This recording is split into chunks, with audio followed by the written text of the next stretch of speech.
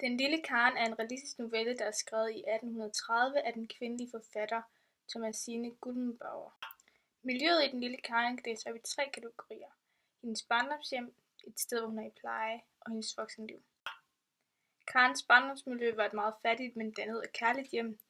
Det ses ved, at Karens far sætter moralsk dannelse over rigdom. Det kan ses på side 19, linje 10-11, hvor der står: Den lille Karen var en datter af den nylig afdøde, meget dannede og meget fattige mand. Karens far elskede Karen og var meget stolt af hende. Vi ved allerede i starten, at vi har et indtryk af, at Karen hun er et godt menneske, og hun derfor kommer fra en god baggrund, selvom det var fattigt. Det kan vi se på side 19, linje 19-20. Karens plejefamilie er hendes onkel, som har taget hende til sig efter hendes fars død.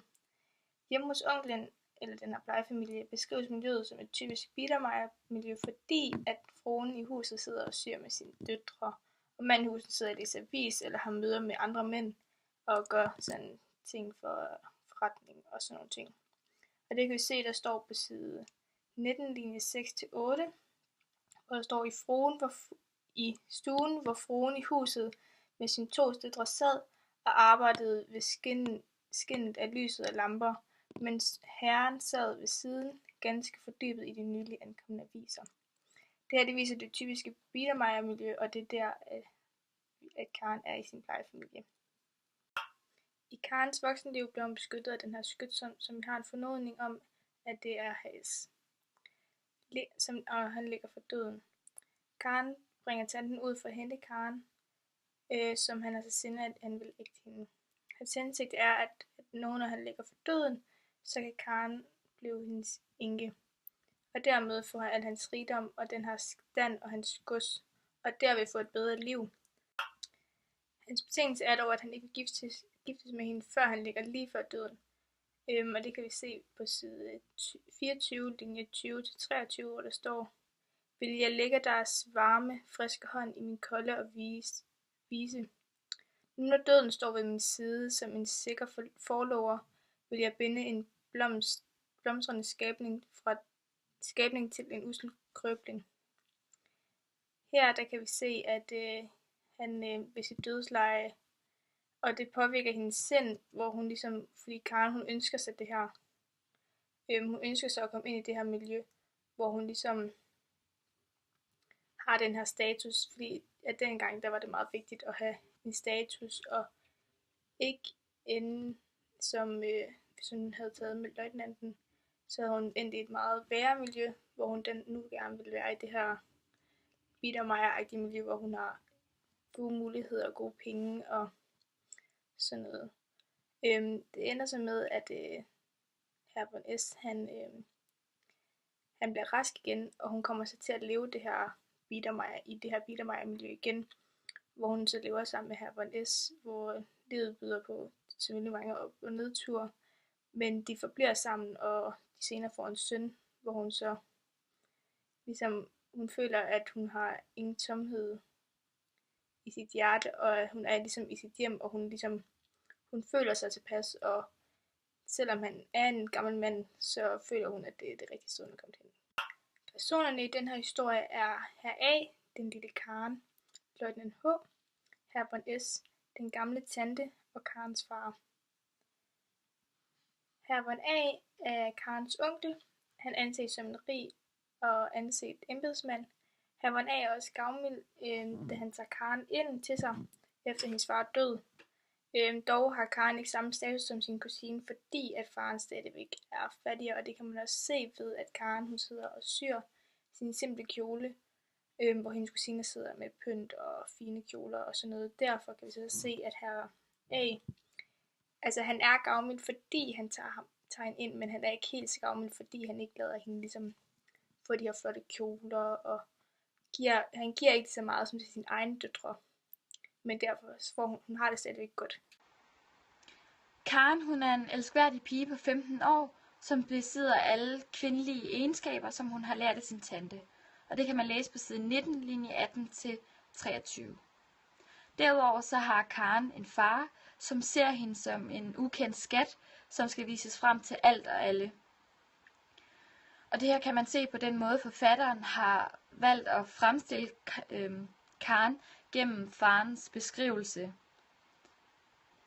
Efter farens død, der var Karen nødt til at søge arbejde, ligesom sin tante, og hun blev så ansat hos en pårørende fra hendes far, eller af hendes far, nemlig embedsmand heraf. Og det kan man se på side 19, linje 25-28. Karen, hun var født med en gave, og den her gave, det var enten at behage andre eller trøste sig selv. Og den her gave, den var meget vigtig for Karen, fordi senere, da hendes far døde, og hendes tante var nødt til at rejse væk for at også søge job, der var hun helt alene. Og hun har ligesom haft brug for den her gave, så hun ikke har følt sig så alene. Og det kan man så læse på side 22, linje 8-10.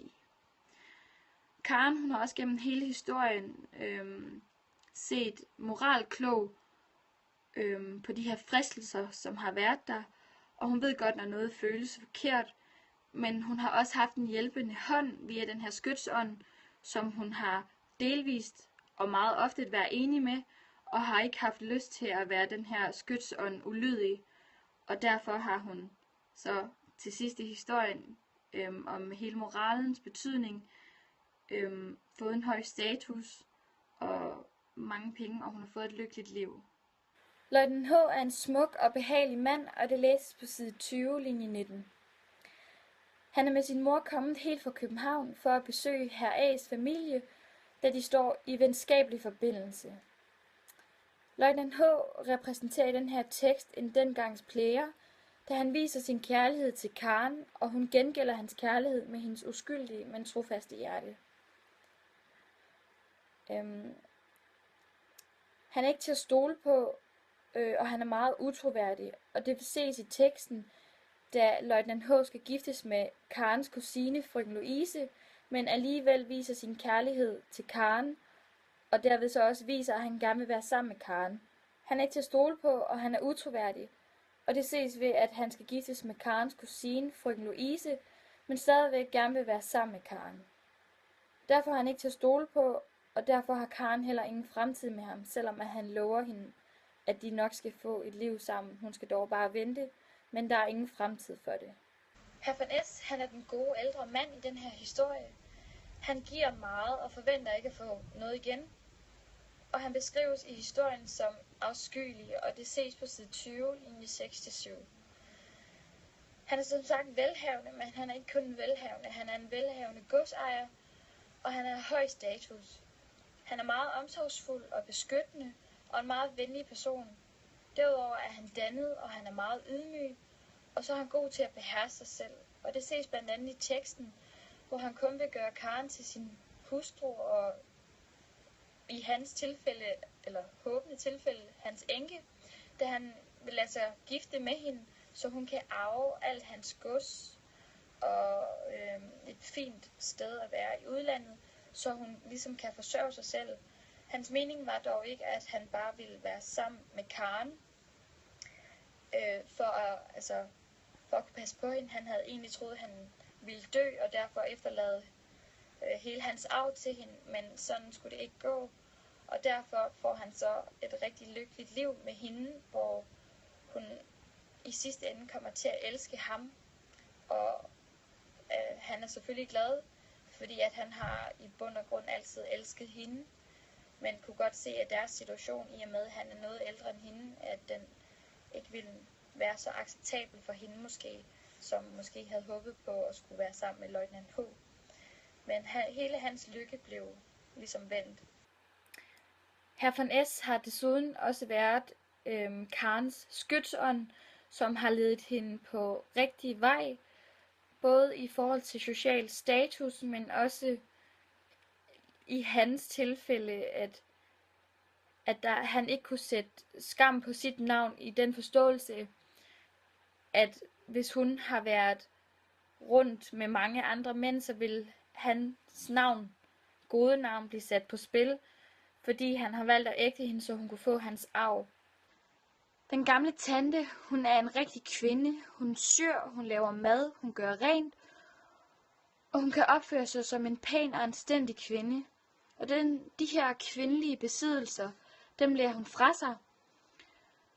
Og dem lærer hun så til Karen, som så også skal vokse op og være en anstændig kvinde. Og det kan man se på side 19, linje 15-16. Derudover så er tanten nødt til at søge arbejde som husholderske efter hendes brors død. Og det kan man læse på side 19, linje 25-26. Karens far er en meget dannet, men fattig mand, og senere i historien, der dør han, og det kan man læse på side 19, linje 10-11. Efter mange prøvelser og nedtur i hans liv, der besluttede han sig for at fastsætte sig i en by med sin søster og med sin datter. Og det her liv, det er meget ensomt, men da han fra sin datters barndom har indviet hende til kunst, videnskab og kvindelig begær, er hans modgang udgjort af hans trøst. Og det kan læses på side 19, linje 10-15. Faren, han er lykkelig for sin datter, og hvad hun har formået at lære fra sin tante om dannelse, og hvordan hun er elskværdig og indtagende. Og derfor så glæder han sig til hendes konfirmationsdag, hvor han skal vise hende frem til Gud og enhver mand, i hendes flotte anstændige kjole, som han selv har fundet til hende. Og det kan man så se på side 19, linje 15-23. Budskabet med teksten Den lille Karen er, at man skal vælge den moralske rigtige vej. Karen har gennem sin moralske dannelse og med hjælp fra herr von S. valgt den rigtige vej ved at styre uden om tiltrækkende, lokkende og moralsk dårlige valg. I stedet har Karen valgt sig igennem facaden og ender derfor med at få hele pakken. En ægtemand, som elsker hende, og hun elsker ham. Børn, en høj status og penge. Og den her belønning havde hun ikke opnået, hvis hun havde valgt en anden vej. Vi kan perspektivere til Biedermeier-perioden, fordi at der er så meget med den her dannelse, som man i Biedermeier-kulturen sætter meget pris på, at en kvinde har de her kvindelige kundskaber med, at hun kan sy tøj og vaske op og lave mad og alle de ting, som en kvinde skal kunne. Derfor passer Karen perfekt, fordi vi får at vide, at Karen hun kan alle de her kvindelige ting, som hun har lært af sin tante og hendes far. Hun er meget dannet og meget tilpasningsvenlig. Det gør også, at hun passer godt ind i Biedermeier-kulturen. Vi kan se det på side 22, linje 8-9, hvor det står, at hun var født med en gave til at behage andre og trøste sig selv. Derved kan vi se, at hun ikke lader sine følelser gå ud over andre, men hun er meget sådan påpasselig med at passe andre. Et andet træk for Biedermeier-kulturen, som vi kan finde i fortællingen, er, at alle mænd er embedsmænd. Det er meget typisk i denne stilperiode, at mænd de er embedsmænd. Det trygge og det kendte er også et typisk træk for Biedermeier-kulturen. Det er også noget, der foregår i den lille Karen. I novellen er der nemlig meget fokus på, at man skal kigge indad, og det er det indre, der ligesom tæller, fordi at hun ligesom vælger at tage ham her von S, som, altså han er en gammel mand, men derfor vælger Karen stadigvæk at se bag facaden og kigge på, hvordan han er som person, i stedet for at gå med en flotte, unge, dejlige løjtnant H, hvor hun så ville have fået et helt andet liv, end det hun har fået nu. Vi forholder os hele tiden sådan til hjemme og det vi kender, og de trygge rammer, og det er også meget vigtigt, og det hører meget til i den her Biedermeier-kultur, hvor vi hører aldrig sådan til den ukendte verden, og den store ukendte verden, det hører vi aldrig til.